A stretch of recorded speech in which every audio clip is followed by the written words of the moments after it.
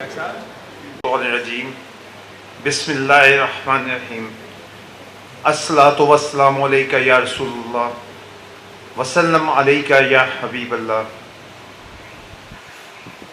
Programme शुरू करने से पहले मैं अपने सदर मोहतरम से कहूँगा कि वो स्टेज पे तशरीफ़ लाएँ और आज के मेहमान ख़ुसूसी जनाब हसीब शुक्र पराचा साहब से गुजारिश है कि वो स्टेज पे तशरीफ़ लें।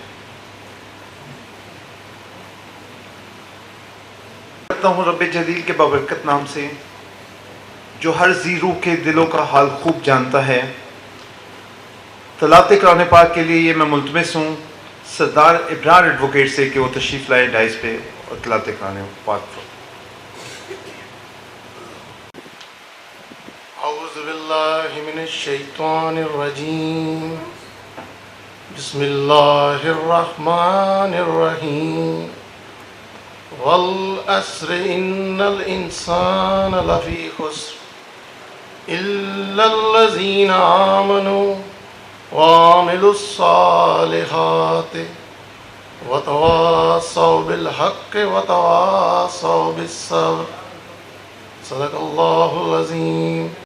ज़माने की बेशक इंसान खसारे में है सिवाय उनके जिन्होंने ईमान लाया, नेक अमाल किए, हक पे रहे और सब्र किया। जज़ाकल्लाह। आज इस महफिल को सजाने के लिए हम शुक्रगुजार हैं डिस्ट्रिक्ट बार एसोसिएशन के प्रेसिडेंट चौधरी लतीफ़ गुजर साहब का, हाफिज़ समी साहब का, जेलम साहब, चकवाल के मेहमान एजाज साहब से।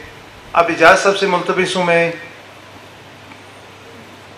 हाफिज़ समी साहब से मुल्तमिस हूँ। हाफिज़ समी साहब आए नातिया कलाम की।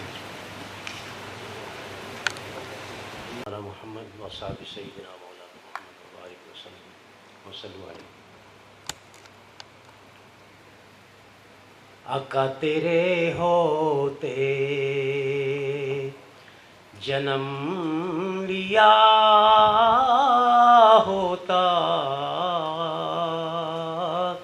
तेरे होते आका तेरे होते जन्म लिया होता, फिर कभी तो तुझे मिला होता, फिर कभी तो तुझे मिला होता, तेरे होते आका ज़रा होता मैं तेरी राहों का, आका ज़रा होता मैं तेरी राहों का, तेरे तलवों से जुड़ गया होता, तेरे तलवों से जुड़ गया होता, तेरे होते आका तू चला करता मेरी पलकों पर, आका तू चला करता मेरी पलकों पर, काश मैं तेरा रास्ता होता, काश मैं तेरा रास्ता होता, तेरे होते आका जिक्र करता मैं तेरा गली में आका जिक्र करता मैं तेरा गलियों में, काश मैं तेरा सनाखा होता, काश मैं तेरा सनाखा होता, तेरे होते आका लड़ता फिरता तेरे अदू से, आका लड़ता फिरता तेरे अदू से, तेरी खातिर मैं मर गया होता, तेरी खातिर मैं मर गया होता, तेरे होते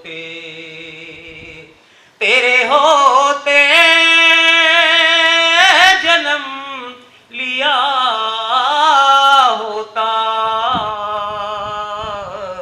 फिर कभी तो तुझे मिला होता, फिर कभी तो। अल्लाह जज़ाकल्लाह। मैं सैयद जरार हुसैन शाह साहब को, जो डिस्ट्रिक्ट बार जेहलम के जनरल सेक्रेटरी हैं, उनको खुशामदीद कहता हूँ। मैं ज़्यादा याद साहिबा को खुशामदीद कहता हूँ। मैं चौधरी इमरान एडवोकेट साहब को खुशामदीद कहता हूँ। रजा अमीन साहब जो चकवाल से हैं, उनको खुशामदीद कहता हूँ। आज लेक्चर सीरीज़ का जो प्रोग्राम है, ये 7वां लेक्चर आज high court bar association Rawalpindi conduct करने जा रही है। और हमारे लिए ये फ़ख्र की बात है कि इसमें हमने मायानाज वकला की और सीरीज़ एक सेलेक्ट की है और उसके मुताबिक सिलसिलावार लेक्चर्स डिलीवर किए जा रहे हैं। और मेरे लिए ये खुशी की बात है कि आज जो लेक्चर डिलीवर करने जा रहे हैं जनाब हसीब शकूर पराचा साहब, वो मेरे चैम्बर फेलो हैं। और मौलवी साहब सराजुल हक ला चैम्बर की मिसाल इस कचहरी में कानून के एतबार से अपनी आप है, जो किसी तारुफ का मोहताज नहीं है। मैं अब मुल्तमिस हूँ जनाब सदर मोहतरम से कि वो तशरीफ़ लाएँ और कुछ अल्फाज हसीब शकूर पराचा साहब के बारे में। बिस्मिल्लाहिर्रहमानिर्रहीम। मैं जेलम की क़यादत को वेलकम कहता हूँ। चकवाल से दोस्त आए हुए हैं, उनको भी वेलकम कहता हूँ। और जो आप सब इस लेक्चर में मौजूद हैं, आप सबको वेलकम कहता हूँ। लेक्चर सीरीज़ का लेक्चर 7 है। इमरान अफरा साहब मौजूद हैं, उनको वेलकम कहते हैं। लेक्चर 7 है। आज भी ये लेक्चर जो है वो रिट जुरिस्डिक्शन के ऊपर है। फोकस इसलिए किया था, 3 लेक्चर इसलिए रिट जुरिस्डिक्शन पे रखे थे कि आइंदा जो आपके लॉ मूव्स होंगे वो राउंड अबाउट इसी सब्जेक्ट के इर्द गिर्द घूमेंगे। तो इसलिए इसके लिए 3 लेक्चर जो है ये रिट जुरिस्डिक्शन पे आखिरी लेक्चर है। उसके बाद हम जो है वो मैं इस्तदा भी करूँगा पराचा साहब से कि थोड़ा सा ड्राफ्टिंग के एंगल को भी फोकस करें। हसीब शकूर पराचा साहब ने 2007 में LLB की यूनिवर्सिटी ऑफ लंदन से, इसके अलावा एक इनकी ज़ात का एक अहम पहलू ये भी है कि ये कंप्यूटर इंजीनियरिंग भी की हुई है इन्होंने सॉफ्टवेयर पे। और 2007 में ये डिस्ट्रिक्ट बार के मेंबर बने और एग्जामिशन लेकर ये 2008 में हाई कोर्ट बार एसोसिएशन के मेंबर बने। 2019 में एडवोकेट सुप्रीम कोर्ट हुए। Is son of a great lawyer, हमारे शकूर पराचा साहब के बेटे हैं। और हम इनसे उम्मीद रखते हैं कि ये एक भरपूर लेक्चर होगा और फिर आगे हम लेक्चर सीरीज़ को बढ़ाएंगे। अगला लेक्चर जो है वो मर्डर रेफरेंस के ऊपर होगा। आप सबसे इल्तमास होगी कि अगले लेक्चर पे भी आप सब तशरीफ़ लाएँ। तो मैं हसीब शकूर पराचा साहब से रिक्वेस्ट करूँगा कि वो आएँ और अपना लेक्चर डिलीवर करें। आऊज़ुबिल्लाहिमिनश्शैतानिर्रजीम बिस्मिल्लाहिर्रहमानिर्रहीम। पहले तो मैं शुक्रगुज़ार हूँ हाई कोर्ट बार एसोसिएशन का कि उन्होंने मुझे मौका दिए कि मैं रिट जुरिस्डिक्शन के ऊपर अपनी जो नॉलेज है वो आप लोगों के साथ शेयर कर सकूँ। जिस तरह सेक्रेटरी साहब ने बताया कि बैकग्राउंड मौलवी सिराजुल हक लॉ चैम्बर से है, और जिस तरह आप सब जानते हैं कि मौलवी सिराजुल हक लॉ चैम्बर जो है वो सिविल लिटिगेशन या सिविल प्रोसीडिंग्स के हवाले से बहुत ज़्यादा रावलपिंडी में माना जाता है। और मेरे वालिद साहब ने भी मौलवी सिराजुल हक साहब के साथ ही प्रैक्टिस स्टार्ट की थी, और उसके बाद मैं फॉर्चुनेट रहा हूँ कि I have been able to work with my father when I joined the profession, and since then in his able guidance I am working and we are running a law firm by the name of Paracha and Paracha. So I will just start. I was told by the President Saab that there has already been 2 lectures on the writ jurisdiction, and you already know about the history of the writ jurisdiction. My lecture, I have tried to focus on the actual language of Article 199 and to make sure that I come before you with the interpretation of the words which are used in Article 199, which are very important. Now, before starting, there is one thing which I was told by my father once. I drafted a writ petition, I went to him, and in the prayer clause I had written that this order passed by the courts below be set aside. हमारा normally ये set aside का जो word है ये हम लोग use कर देते हैं अपनी प्लीडिंग्स के अंदर। तो he told me that go and read article 199, and when I read article 199 there wasn't any word set aside written in the constitution itself in article 199. The one thing he told me, and that is very important, that before you start drafting you must see the language of the law itself. And it becomes easy that you use the words which are actually referred in the law, which are written in the constitution.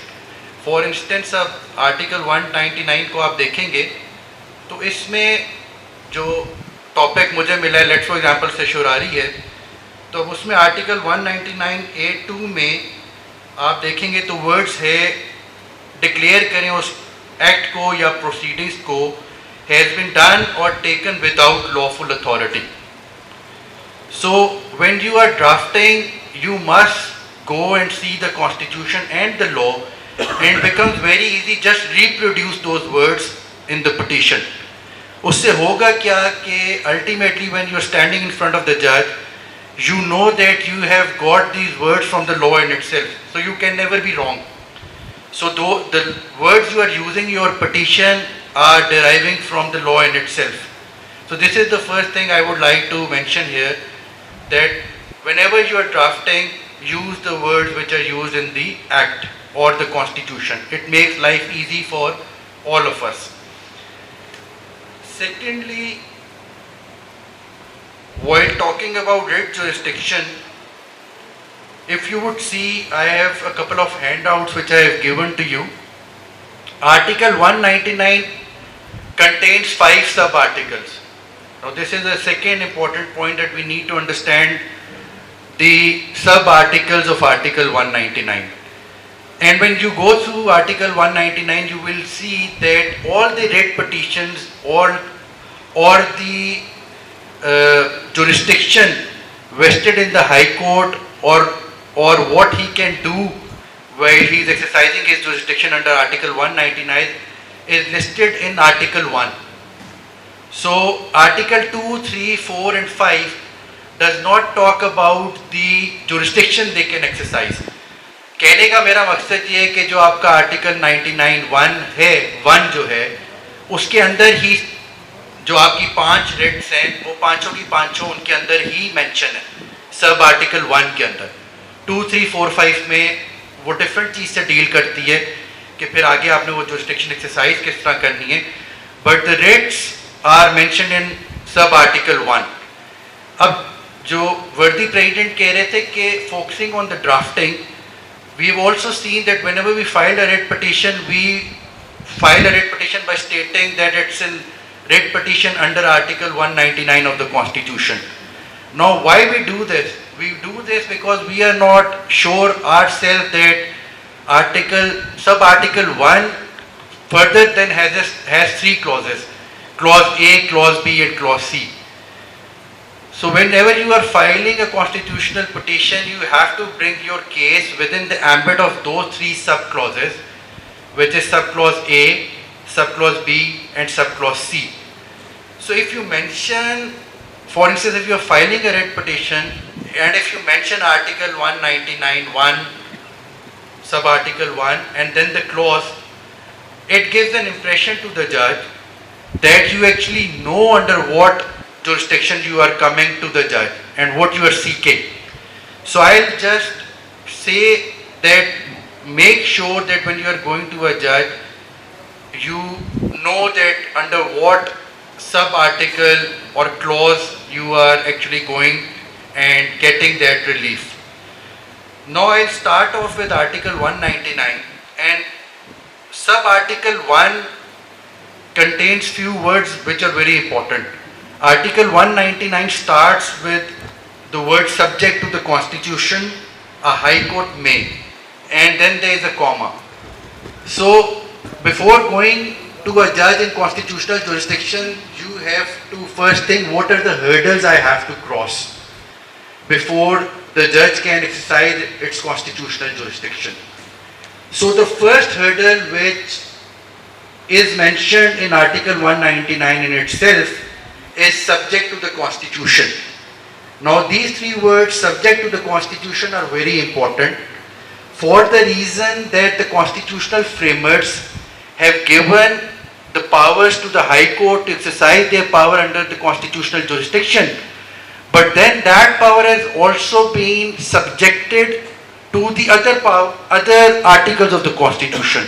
It is not an unlimited power which can be exercised by the Honorable High Courts. While exercising that jurisdiction, they have to keep in their mind, even the petitioner has to keep in their mind, is there any other article in the Constitution which talks about the subject I am taking in a writ jurisdiction. And very common article which comes in the hurdle when you come to article 199, and this is related to service law, that for instance if you come to High Court directly with regards to the terms and conditions of a civil servant, now there is an article in the Constitution, article 212 of the Constitution, which sets out that there could be established tribunals who are then going to exercise powers with respect to the terms and condition of service. अब अगर आप article 199 पढ़ेंगे तो आपको लगेगा कि you can come to the High Court. But then when you read article 212 with it, then you will come to the conclusion, no, there is another article 212 which vests the jurisdiction in some other body. Alternate remedy and subject to the Constitution, both have to be read together. Then I was going through another provision of the Constitution. There is article 97, which is power of the executive, because I wanted to see what are the other articles which also have this provision subject to the Constitution. Even the federation, your federal government's power in article 97 have been made subject to the Constitution. So what I noticed was that all the 3 pillars or all the pillars of the state were given certain powers, but then at the same time their powers was clothed, or there was an embargo put on their powers by bringing it subject to the Constitution. तो पुराने ज़माने में when they, जो आप लोगों ने सुना भी जिस तरह, for instance, it was the king who actually used to do everything. He was the executive, he was the judiciary, so therefore when he was exercising his power, he had unlimited power. It was not subject to the Constitution as it is. So this is the first hurdle that you have to cross, that is subject to the Constitution. And then there are a couple of judgments which I have just mentioned. For instance, 2015 SCMR 1739, PLD 2017 Lahore 665, which talks about this subject to the Constitution. What does it mean? So you can just go through it and see the elaborative part of the subject to the Constitution. The second thing, if you would notice in article 199, is the subject to the Constitution, a High Court may. Then another word which is used in the constitution is the word may. The constitutional framers have not used the word shall. So for instance, if the High Court comes to the conclusion that there is some wrong, they still have the discretion which is left by the constitution in their hands. Otherwise, if it was shall, then the person bringing the constitutional petition could have said to the judge that this is my right, and if I have proved whatever I have come before you, that you have to grant this writ petition, constitutional petition. If there was a word shall, then the High Court would actually have to do it. So there is an element of discretion left in the High Court by using this word may. Now coming to the concept how this word may has been used by the High Court. For instance, there is you all know relating the concept of laches. Now there is no limitation prescribed in the Article 199 for you to come and challenge an act before the High Court. There is no provision in the Constitution or the Limitation Act which provides a certain period of time in which you have to come to the High Court. अब वो कहीं पे provided नहीं थी. So what the High Court did through precedent, यही discretionary वाली जो उनके पास power थी word may को, उसको यूज करते हुए they introduced the concept of laches in the writ jurisdiction. अब हो सकता है कि अगर कोई भी हमारा नया यंगस्टर है who is going through Article 199 comes up to you and asks you कि जी यहाँ पे तो laches का word यूज ही नहीं हुआ तो ये Article 199 how could you read into a constitution something which is not written in the constitution. तो उसमें laches का थोड़ा सा concept, इमरान भी इधर बैठे हुए have gone through the concept of laches, जो मुझे थोड़ा सा लगता है I might be wrong. At the end, if someone knows it, we can talk about it. Laches concept was introduced in the Commonwealth and US court jurisdiction with respect to interim injunctions. कि अगर आप अपना right लेने आ रहे हो under the law, they cannot refuse you that right, but what they can do is they can refuse you injunction on the ground. For instance, अगर आपके साथ कोई बंदा building बना रहा है और आप 6 months तक नहीं कोई action करते हो, तो what the courts do in US is that they say that because you have come late to the court, we are not going to grant injunction. But at the end of the day, if you are able to convince the judge कि मेरा case on merit बनता है, तो he is going to grant you the relief. On the other hand, हमारी courts के अंदर this laches concept is being used to dismiss the writ petition. But normally this laches concept is only linked to the interlocutory matters or the interim injunctions of it. This is something which could be developed probably, but has not been developed in Pakistan as such. Now the third point which you need to see while interpreting Article 199 is, and this is very important, if it is satisfied that no other adequate remedy is provided by law. So the third thing which the judge would see is, and if he is satisfied that there is no adequate remedy.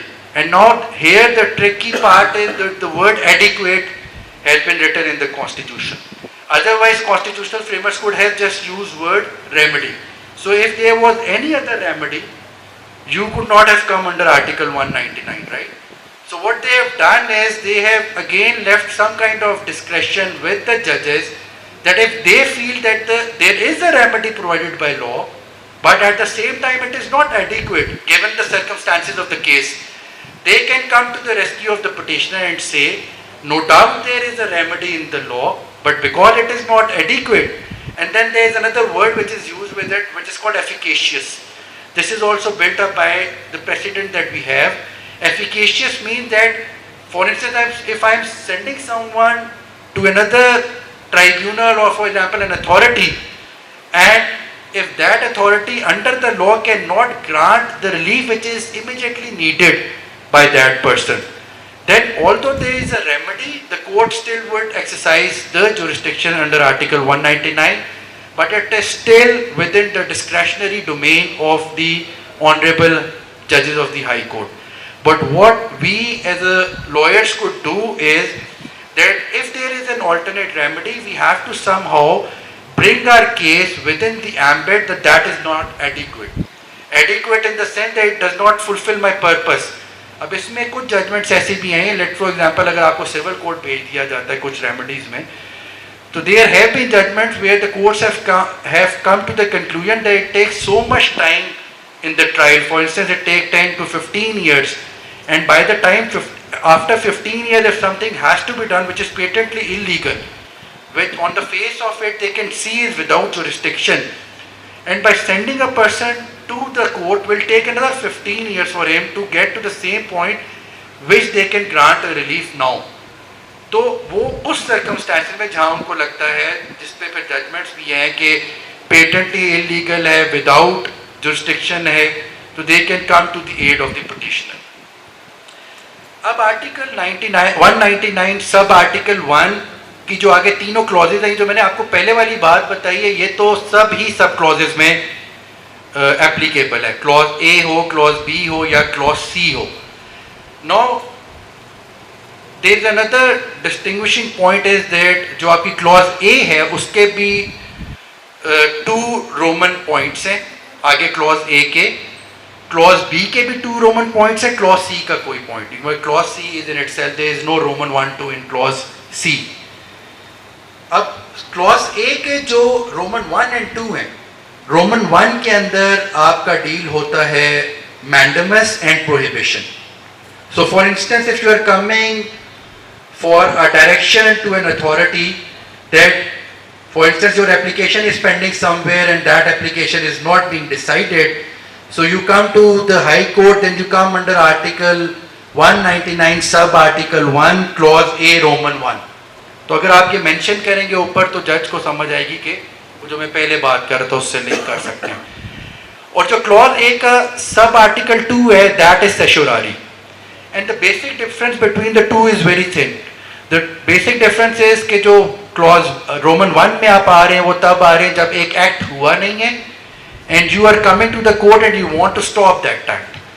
So आप basically you are coming and you are saying prohibiting a person that he shouldn't do something which is not, he cannot do under the law, or you actually coming to the court and saying he order him to do something which is required by law to do. जो सेशुरारी में वहां पे ये है कि act हो गया, act and proceeding has been done by departments, by the courts, that act has been done and you are coming to the court stating that this act has been done, kindly declare this. अब दोनों में क्या फर्क है? वहां पे direction है, यहाँ पे डिक्लेरेशन है. ठीक है, वहां पे है कि direct them to do this act, direct that he can not do this. यहाँ पे है कि whatever he has done declare it that it is unlawful and without lawful authority. तो आपने अब जो अपनी प्रेयर है उसके अंदर भी you have to mention in mandamus and prohibition directing them to do something. In certiorari you have to mention declare that this be declared as unlawful authority, जो इसकी लैंग्वेज है.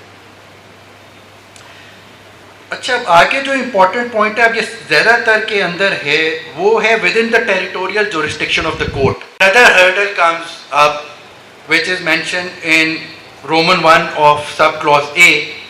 अब ये चीज आपने देखनी है कि जिस बंदे के अगेंस्ट आप रिट एनफोर्स करने आ रहे हैं वो पर्सन है. बेसिकली उस person, I am going to define what does the word person means, but you have to see whether that person falls within the territorial jurisdiction of the court in itself. अब territorial jurisdiction of the court, obviously if we are talking about Lahore high court, तो Lahore high court की territorial jurisdiction is the complete province of the Punjab that we are talking about. There are a couple of cases in which the courts have come to the conclusion that if we pass this writ petition, if we accept this writ petition and pass an appropriate writ, this will have an effect on the other provinces as well. For instance, I'll give you an example of a case, PLD 2017 Lahore 665. Now this was the case of the quota in the CSS, and there was a person who came and he said that the quota in Punjab should be this much amount and not there should be this number of seats and not this number of seats. So the court did not exercise their jurisdiction for the reason because they had to disturb the quota of the other provinces also. तो जहाँ पे उनको ये लगेगा कि कोई मैं ऐसा काम कर रहा हूँ जिसका इम्पैक्ट जो है ओवर आर्चिंग है, बाकी प्रोविंसेस को भी वो इम्पैक्ट कर सकता है, then the court is not going to exercise its constitutional jurisdiction. अब जो एक और इम्पॉर्टेंट पॉइंट है, that is with respect to the establishment of benches. अब लाहौर हाई कोर्ट के जो आगे बेंचेस हैं हमारे, पिंडी बेंच हो गया, Multan bench and then there is Bahawalpur bench, they have been established by Lahore High Court Establishment of Benches Rules 1981, and they were established by the Provisional Order in the year 1981. Under those rules, then each bench has got its own territorial jurisdiction. इसका हम थोड़ा सा उस तरह से अपने लिए rules पढ़ेंगे तो समझ आ जाएगी, बट अब हम अपने लिए ये रख सकते हैं कि पिंडी की जो टेरिटोरियल जुरिस्डिक्शन है that stems from Jhelum to Attock, जो हमारी वो बार एसोसिएशन की भी जो जुरिस्डिक्शन है, जो डिस्ट्रिक्ट्स हमारे अंडर हैं. तो if you are coming to Lahore high court Rawalpindi bench and if you are seeking a direction against someone who is in, for example, Gujranwala or Sialkot or Faisalabad, the Pindi, Lahore High Court or Pindi bench is not going to exercise the territorial jurisdiction for the reason there are Lahore High Court benches, establishment of benches rules, every bench has got its own territorial jurisdiction. And the Honorable Chief Justice has the power that it can transfer one case from one bench to another bench. That is provided in the rules. In that circumstances, obviously, then they are able to pass that direction or pass a writ in appropriate cases. अब ये तो territorial jurisdiction के ऊपर बात होगी. अब अगला जो इम्पोर्टेंट पॉइंट है वो है कि जिस बंदे को आप डायरेक्शन दे रहे हो, पहली तो ये चीज़ देखनी है ना कि वो हमारी टेरिटोरियल जुरिस्डिक्शन में है या नहीं. सेकेंड चीज़ ये देखनी है कि क्या वो फंक्शंस भी परफॉर्म कर रहा है इन connection with the affairs of the federation, province और लोकल अथॉरिटी. तो ये तीन चीज़ें फिर आगे हमने देखनी है कि जिस बंदे के खिलाफ या जिस पर्सन के खिलाफ या जिस बॉडी के खिलाफ या जिस स्टैट्यूटरी ऑर्गेनाइजेशन के खिलाफ या जिस कंपनी के खिलाफ हम आ रहे हैं, जो वो फंक्शंस परफॉर्म कर रहे हैं, वो क्या फंक्शंस हैं with respect to the affairs of the federation, province and local authority. अब functions of the affairs of Federation of Pakistan, अगर आप ये देखेंगे, मैं इसको जरा जल्दी से स्किप कर जाऊंगा, बट दिस इज इम्पोर्टेंट कि जो फेडरेशन है that is defined in part 3 of the constitution, chapter 1, 2 and 3 है, और आर्टिकल है 41 से 100 के बीच में. ठीक है, तो अगर आप 41 से 100 के बीच में भी पढ़ेंगे तो आपको पता चलेगा कि फेडरेशन के क्या क्या काम है या फेडरेशन में क्या क्या चीज़ एग्जिस्ट शामिल होती है. तो आप 41 और 100 की चीज़ों को भी पढ़ के ला सकते हैं कि जी ये 41 से 100 में ये चीज़ इस तरह से होनी थी, ये नहीं हुई है, देयरफॉर या जो बॉडीज़ बनी हुई हैं वो बॉडीज़ बेसिकली फेडरेशन का पार्ट है. तो इसलिए इन बॉडीज़ के अगेंस्ट में आ सकता हूँ because they are performing functions in connection with the affairs of the federation. तो फेडरेशन को पूरा एलेबोरेट किया हुआ है कि what does federation mean in article 41 से लेके आर्टिकल 100 तक. सिमिलरली प्रोविंस को भी किया हुआ है part 4 of the constitution, that is article 101 to article 140. और फिर मैंने यहाँ देखा था लोकल अथॉरिटी लिखा था, और लोकल अथॉरिटी कॉन्स्टिट्यूशन में नहीं था हमारे. 18th अमेंडमेंट में फिर लोकल अथॉरिटी का भी एक आर्टिकल 140A इंट्रोड्यूस कर दिया गया, और प्रॉब्ली फिर आर्टिकल 199 को अगर आप मिला के पढ़ो तो it make sense, because in order to understand what federation is, what province is and what local authority is, you need to understand these all chapters of the constitution which I have referred, because in isolation you would not be able to understand what the word federation in fact means. This in itself is a complete topic on which someone can give a lecture on. अब coming to my, because I was told by the president साहब के prohibition और उसके ऊपर mandamus में तो होगी, I just skip it, I will come to certiorari. Certiorari is contained in roman 2 of clause A of sub article 1, और इसमें जो सबसे इंपॉर्टेंट दो वर्ड्स हैं वो हैं एक्ट डन और प्रोसीडिंग्स टेकन. और फिर with in the territorial jurisdiction of the court by person performing function in connection with the affairs of federation or province or a local authority has been done or taken without lawful authority and is of no legal effect. अब इसमें there is a contrast different between the two words act done and proceedings taken. Act would be a singular act that would be done. So it will be just, for instance, if you are coming against an order of a lower court to the Honorable High Court, then you are actually challenging that order or that act which has been done. अब इसकी example मैं दूंगा, ज़्यादा ज़्यादा इसको करेंगे. For instance हमारे, आपको याद होगा, there is a very famous case of Asfandyar Wali case, जिसमें ये नैब के जब लॉज आए थे, accountability courts did not have the power to grant bail to anyone. So then that matter went up to the Honorable Supreme Court, and then Article 199 की jurisdiction size करते हुए उन्होंने कहा कि you can grant bail.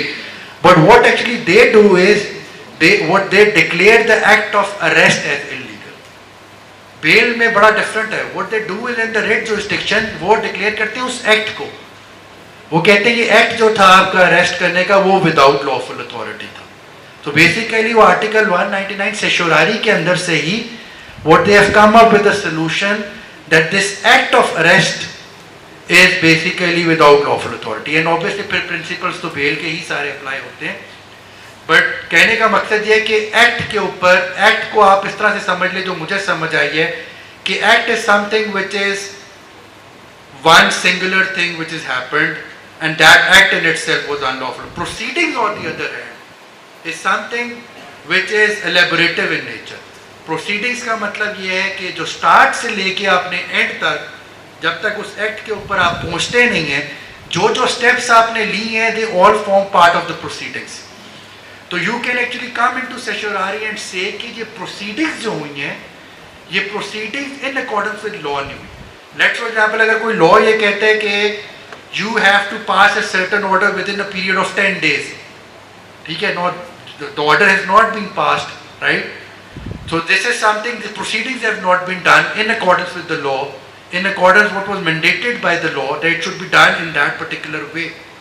तो अगर कोई चीज़ act के मुताबिक नहीं हो रही, कॉन्स्टिट्यूशन के मुताबिक जो उसका तरीक़ेकार वज़ा किया गया उसके मुताबिक नहीं हो रही है, तो आप उस तरीक़ेकार के ऊपर भी आ सकते हैं. अब ये जो हमारा ऑडी ऑल्टरम पार्टम का है, या nobody should be condemned unheard, ये बेसिकली उस प्रोसीडिंग्स का ही हिस्सा है कि उन प्रोसीडिंग्स के अंदर I was not given an opportunity of hearing. I was not called. An order was passed at my back without giving an opportunity of hearing. Although it's not written in Article 199, but वो लेके इसी के अंदर लाया जाता है कि law में ये प्रिज्यूम किया गया है, या there is by General Clause Act there is a provision in the law that nobody should be condemned unheard. ठीक है. तो प्रोसीडिंग्स की जो है उसके ऊपर आपने प्रोसीडिंग में ये भी है. फॉर एग्जांपल सिविल कोर्ट के अगेंस्ट, सॉरी मैं इसमें थोड़ा सा एक और ऐड कर देता हूँ, और ये वो ड्राफ्टिंग के हवाले से ही कि मैंने खुद भी 1-2 दफ़ा ये ऐसी गलती की हुई है कि हम जब फॉर एग्जांपल एग्जेक्टिव अथॉरिटीज़ के अगेंस्ट आ रहे होते हैं तो हम बना ही लेते हैं उन्हें पार्टी के, डिस्ट्रिक्ट DCO को बना लिया, IG को बना लिया, हमें पता होता है कि हम इनके अगेंस्ट आ रहे हैं. मैंने काफ़ी दफ़ा देखा, और ये मुझसे भी कभी कभार ड्राफ्टिंग के अंदर गलती हो जाती है. अब मैं अपने दिमाग के अंदर वो एक नोट रखता हूँ कि when I am coming against an order of the subordinate court, then we also have to make the जज, नॉट द जजेस, the courts in itself as parties. For example जब आप एडिशनल डिस्ट्रिक्ट जज के order के against आ रहे हैं, या सिविल जज के अगेंस्ट आ रहे हैं, या रेंट ट्राइब्यूनल के अगेंस्ट आ रहे हैं, या फैमिली कोर्ट्स के अगेंस्ट आ रहे हैं, तो you have to mention the authority, don't mention the name of the judge, you just have to mention for instance the family court or the district judge. अब काफ़ी दफ़ा मैंने ये देखा कि हम ड्राफ्टिंग करते हैं वो भूल ही जाते हैं, इधर कोर्ट में आते हैं तो कोर्ट में, क्योंकि हमें होता है पार्टीज वही बनानी जिनके दरमियान केस चल रहा है ना. But technically you are coming in certiorari, so you are coming there and saying that the court which pass the order has passed it without lawful authority. तो आप टेक्निकली उस कोर्ट के ऑर्डर के against या उसकी proceedings के against भी आ सकते हैं कि प्रोसीडिंग्स के अंदर फॉर इंस्टेंस उसने एक एप्लीकेशन आपने दे दी है, let for example setting aside ex party की, वो जज डिसाइड ही नहीं कर रहा, जज वो छोड़ के किसी और आगे केस को बढ़ाना स्टार्ट कर देता है, तो आप आ जाते हैं, आप कहते हैं कि जो प्रोसीडिंग्स इन्होंने की है to first decide my applications. तो जो प्रोसीडिंग्स है ना सारी, you can also question those proceedings, the way and the manner the जज is conducting himself, the way he is actually taking the case along. और उसमें काफ़ी लोगों के होते भी हैं, खदशात भी होते हैं, जल्दी हो रहा है, कोई कभी कहता है डिले हो रहा है, डिले के ऊपर भी आप आ सकते हैं, कंज्यूम कर रहे हैं टाइम काफ़ी ज़्यादा. तो ये एक पॉइंट है जो काफ़ी ज़्यादा हम लोग मिस कर देते हैं, बट इसमें पार्टी बनाना बहुत ज़रूरी है. एंड इनवेरिएबली एक जो इम्पोर्टेंट पॉइंट है, आप लोग देखेंगे कि जो हमारे स्पेशल लॉज है ना, स्पेशल लॉज में because there is remedy of appeal provided but there is no remedy of revision provided in the special laws. Family court में आप देख लें, आप रेंट में देख लें, तो उसमें काफ़ी एक कॉमन क्वेश्चन होता है कि why we are not going in revision petition and why we are going in constitutional. आपने देखा होगा ना, रेंट में भी इंटरम ऑर्डर्स के खिलाफ हम रेट में आते हैं, फैमिली में भी इंटरम ऑर्डर्स के खिलाफ हम रेट में आ जाते हैं। उसकी वजह ये है कि एक तो उन लॉज के अंदर ही इन इटसेल्फ लिखा होता है कि CPC is not applicable most of the special laws. So what then we can do is that because the CPC is not applicable, revision is not provided. So therefore the only remedy we are left with is to come to the High Court in constitutional jurisdiction. इधर काफ़ी judgements high court की भी आई हुई है इस point के ऊपर कि जब स्पेशल लॉ ने against an interim order appeal नहीं प्रोवाइड की, फाइनल ऑर्डर के अगेंस्ट अपील प्रोवाइड किया, तो when you come into writ jurisdiction you are actually taking away the mandate that was provided by the legislature, क्योंकि उनके mind में तो यही था कि जब फाइनल ऑर्डर होगा उस वक्त आप अपील में जाइएगा, तो आप इंटरम ऑर्डर्स के अगेंस्ट क्यों आ रहे हैं। अब उस टाइम पे भी इंटरम ऑर्डर्स के अगेंस्ट आप आ सकते हैं, but you will have to show that it is without jurisdiction. For instance अगर किसी का केस इस्लामाबाद में फाइल होना था और उसने केस फाइल कर दिया आपके खिलाफ पिंडी में, तो obviously then you can file an application, and if that application is not decided or decided, either way you can come to the High Court stating that this is without jurisdiction. उन cases में आप high court आ सकते हैं for enforcement of your rights, क्योंकि उसमें आप आ रहे हैं कि जी विदाउट जुरिस्डिक्शन है। बट हाँ, जैसा फैमिली कोर्ट में हम इन पॉइंट्स के ऊपर आ जाते हैं नॉर्मली कि जी ये इतने पैसे बनते थे, इतने कर दिए, इंटरम मेंटेनेंस ये वो, ये थोड़ा सा फार फेस्ट हो जाता है बिकॉज ऑब्वियसली ये आना पड़ता है हमें भी, I understand, but then it becomes difficult for us to obviously stand before the जज and just stand there and say कि जी कर दें प्लीज़, मेहरबानी करके कर दें। मतलब उसमें there has to be some law stating कि जी ये विदाउट जुरिस्डिक्शन है या ये कर नहीं सकते अंडर द लॉ, तो वो बहुत ज़रूरी है जो आपने लाजमी देखना है। तो सेशोरारी के अंदर बेसिकली रहता लोगों का कॉन्सेप्ट ये भी है कि certiorari is for when you are challenging the order of the subordinate court. Certiorari बाकी एग्जेक्टिव के लिए भी है। फॉर एग्जांपल अगर उनका कोई एक्ट आप चैलेंज कर रहे हो तो even then certiorari is applicable. It is not only the courts, which मैं भी यही समझता था बेसिकली, जब मैंने लेक्चर के लिए दोबारा सही तरह से पढ़ा भी आर्टिकल 199। अब इसका जो अब अगला ये तो सेशोरारी हो गया कि क्लॉज ए के अंदर बेसिकली सेशोरारी आपकी आ रही है। अच्छा, अब अगर आप क्लॉज बी देखेंगे तो क्लॉज बी के अंदर जैसे ही आप जाएंगे तो there is a very sudden difference of approach by the constitutional frameworks. अब सब क्लॉज ए के अंदर आप देखेंगे वर्ड यूज हुआ हुआ है aggrieve party, sub clause B के अंदर वर्ड यूज हुआ हुआ है एनी पर्सन, और सब क्लॉज सी के अंदर यूज हुआ हुआ है any aggrieve person.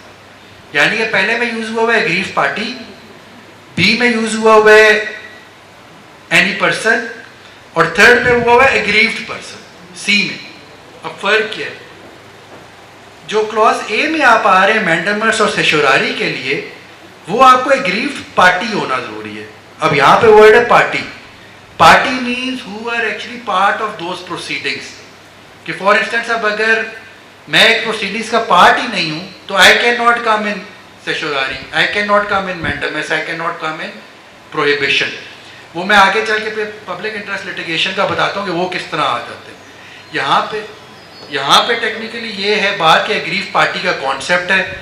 Aggrieve party के ऊपर आपने प्रोसीडिंग्स का पार्ट होना जरूरी है।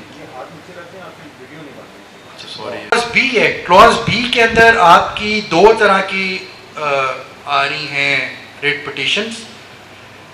पहली तो आपकी आ रही है जी हेबियस कॉर्पस, वो आ रही है आपकी Roman 1 of article 199 sub article 1B, उसका रोमन 1 है, और रोमन 2 जो है आपकी वो कोवरंटो को डील कर रहा है। तो बी के अंदर आपकी दो चीजें आ रही हैं, हेबियस कॉर्पस एंड कोवरंटो। ए के अंदर 3 रेट्स थी, बी के अंदर 2 रेट्स हैं। इस तरह से आप लोग इसको याद रख लें, ठीक है। अब हेबियस कॉर्पस के अंदर जो मुझे बहुत एक इंपॉर्टेंट बात लगी, मैं थोड़ा सा जल्दी भी चलूंगा।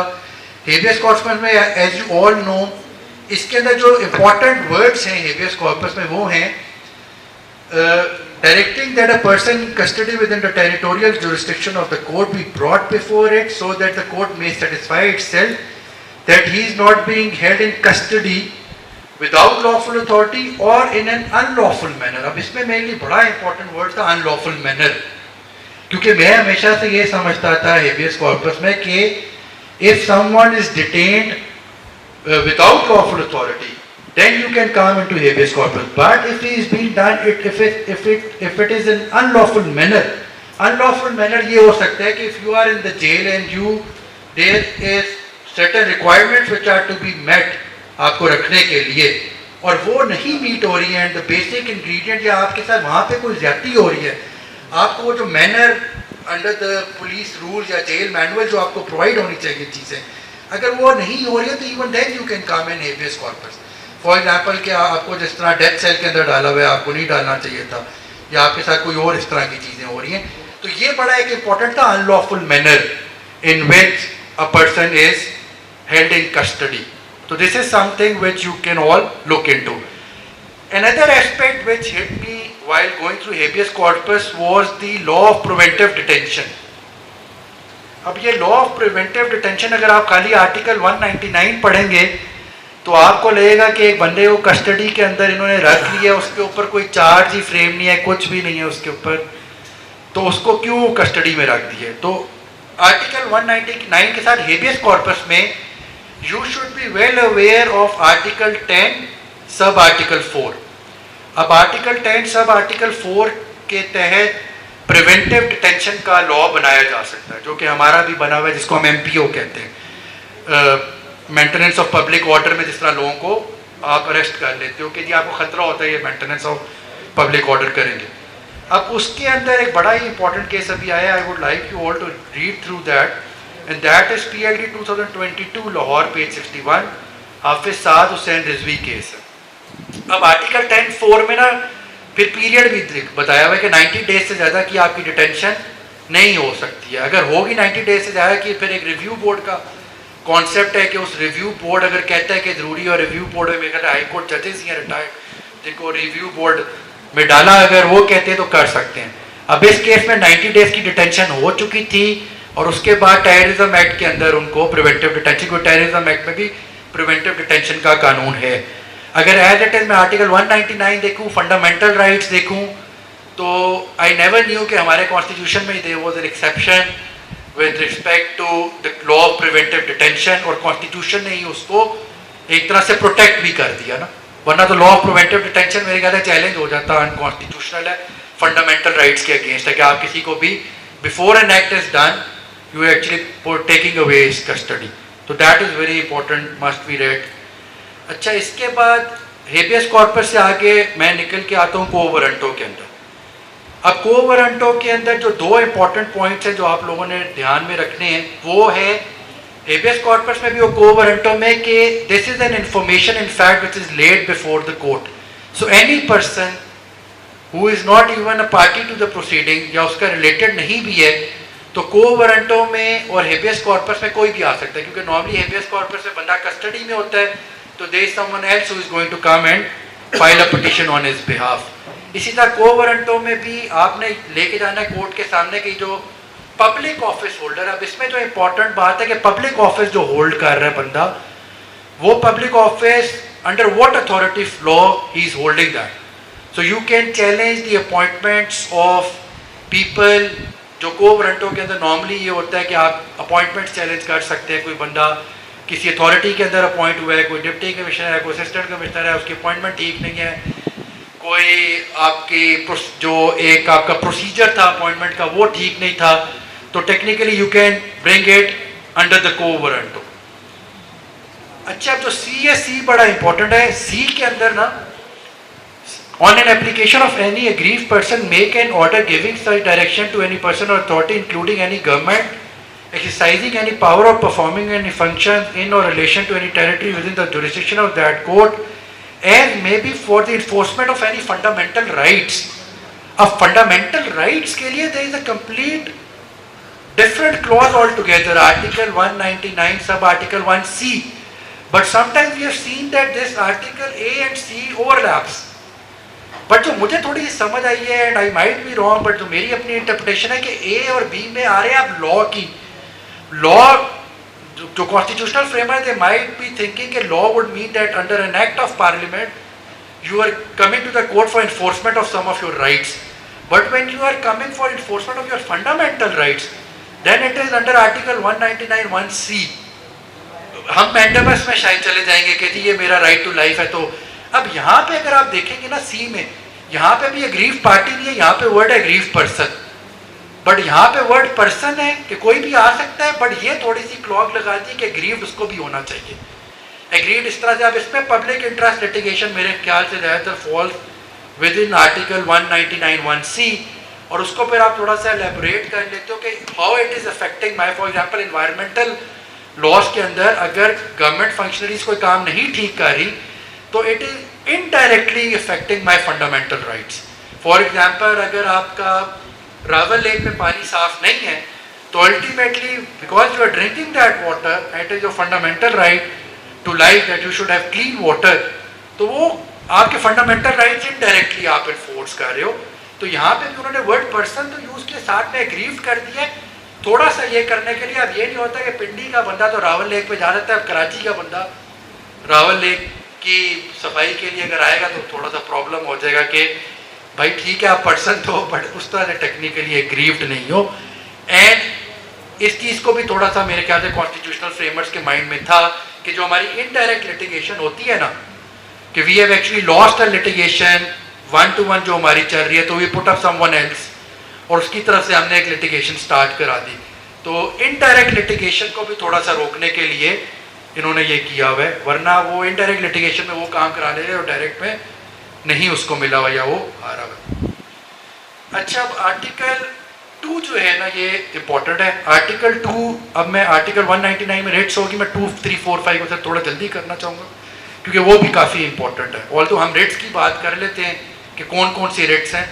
तो समराइज में वही है कि आपकी फॉर द यंगस्टर्स प्रोहिबिशन है, you want to prohibit something which is happening.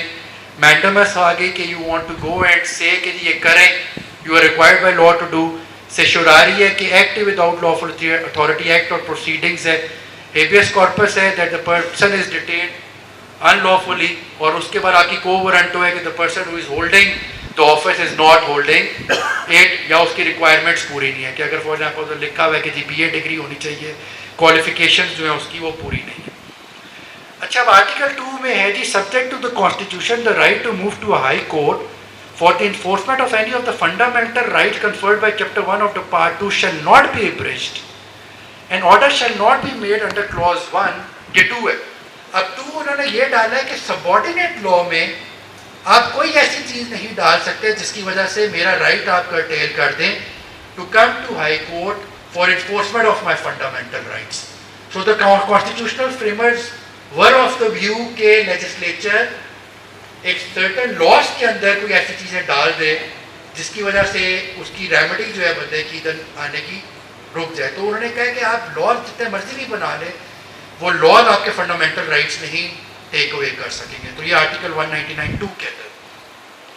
अब मैं आर्टिकल 199(4) पे आता हूँ, बड़ा इंपॉर्टेंट है. मैं भी जब पढ़ रहा था तो उस वक्त थोड़ा सा मुझे हुआ कि यार इसके ऊपर थोड़ा सा करना चाहिए. ये है कॉन्स्टिट्यूशन के, जब हम रिट पिटीशन में आते हैं इंटरिम ऑर्डर से रिलेटेड है, जो स्टे हम लेने आते हैं आर्टिकल 199 के अंदर. सब आर्टिकल 4 इंटरिम इंजंक्शन में कोर्ट के ऊपर भी कुछ कदगन लगाता है कि इंटरिम इंजंक्शन आपके सूरत हाल में नहीं दे सकते हाई कोर्ट.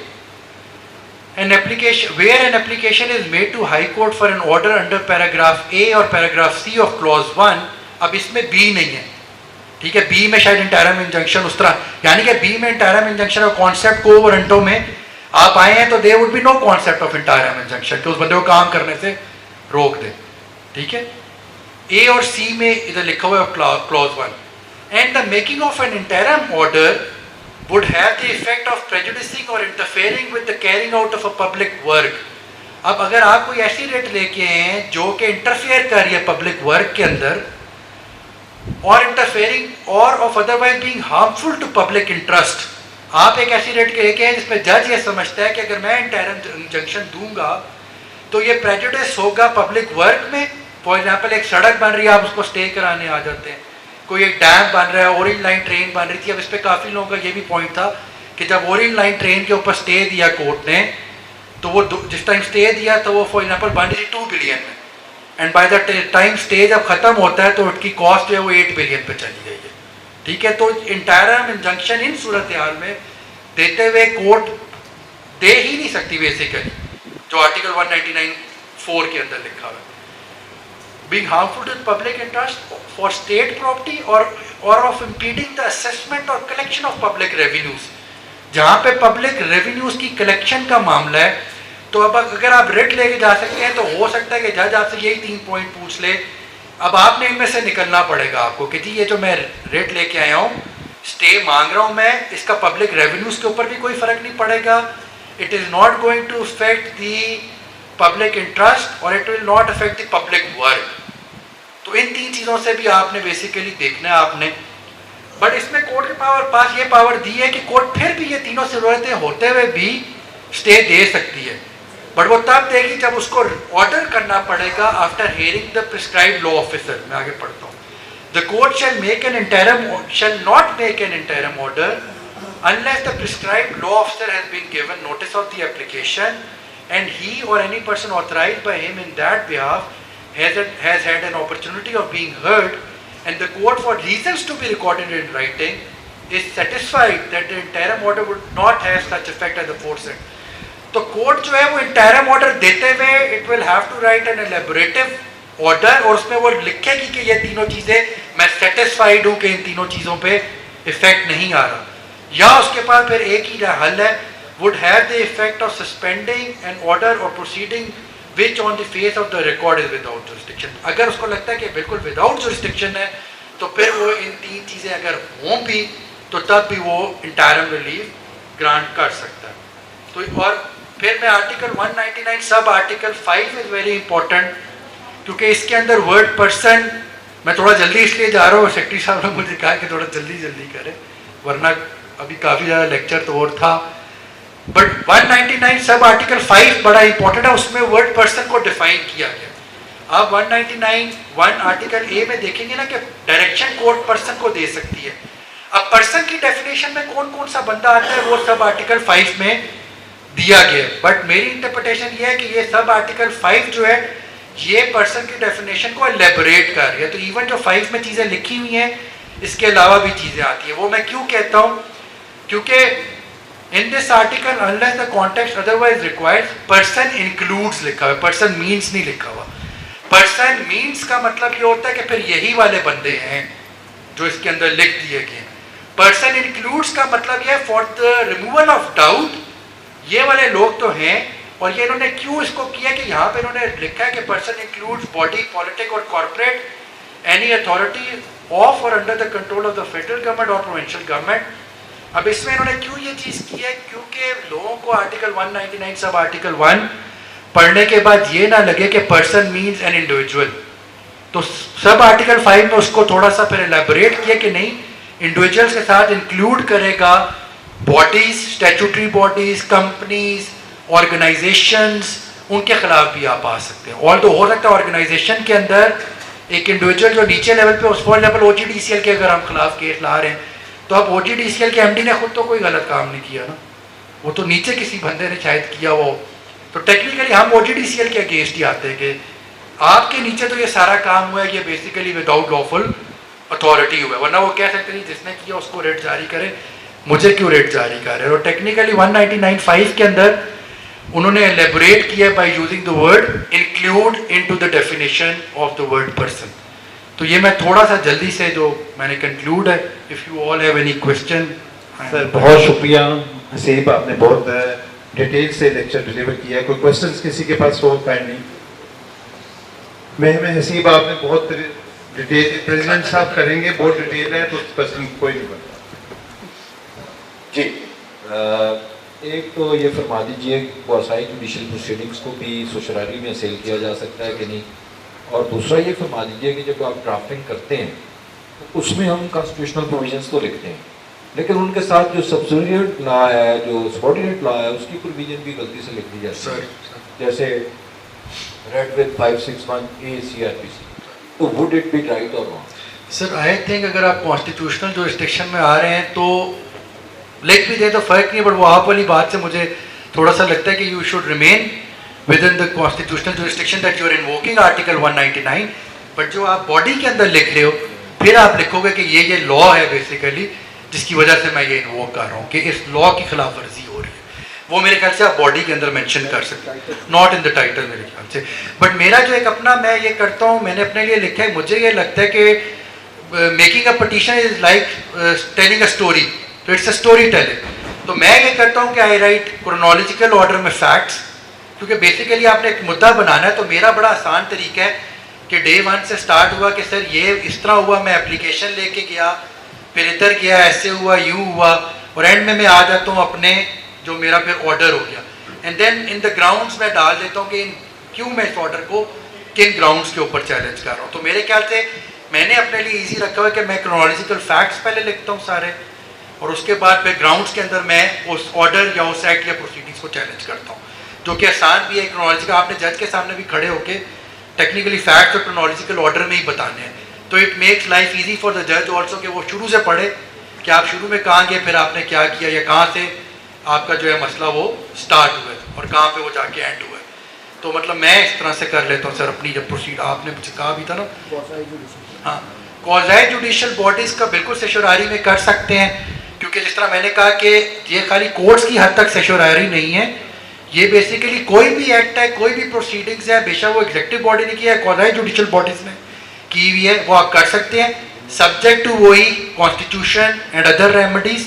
फॉर एग्जांपल अब आपकी क्वाज़ी जुडिशल बॉडीज़ के अंदर जो ओबर्ड्समैन हैं, बैंकिंग मोत्सिब हो गया, आपका टैक्स मोत्सिब हो गया, फेडरल ओबर्ड्समैन हो गया, तो इस तरह आपकी और मेडिकल ट्राइब्यूनल आ गया है, मतलब बहुत से ट्राइब्यूनल्स लॉ ने भी बना दिए, स्पेशल लॉज ने भी बहुत ट्राइब्यूनल्स बनाए, उनके खिलाफ आप आ सकते हैं, पर वो ये है कि विदाउट जुरिस्डिक्शन है, पेटेंटली इलीगल है, उस पर डायरेक्टली आ सकते हैं, वरना आपको वही अपना ऑल्टरनेट रेमेडी, और जो एक इम्पॉर्टेंट डॉक्ट्राइन था एग्जॉस्शन ऑफ रेमेडी, ये एक डॉक्ट्राइन है कि आपने अपनी सारी रेमेडीज एग्जॉस्ट करके then you have to come to the writ jurisdiction. तो इसको कहते हैं, जज आपसे पूछेगा कि have you exhausted all your remedies before coming to the high court, तो इसके ऊपर जजमेंट है 2021 CLC 1748, जिसमें doctrine of exhaustion of remedy has been dealt in detail. Sir बहुत शुक्रिया। अब चाय का बंदोबस्त है। बहुत शुक्रिया प्राचा साहब, बड़ा डिटेल लेक्चर था। लेक्चर सीरीज़ को पढ़ाएंगे, बैरिस्टर सईद साहब भी मौजूद हैं, ये नए क्लॉज में लेक्चर डिलीवर करेंगे हमें इंशाल्लाह, और आप सबके लिए चाय का इंतमाम है। इस लेक्चर सीरीज़ में हमारे साथ चलते रहिए, इंशाल्लाह लर्निंग में इजाफा होगा। Thank you very much.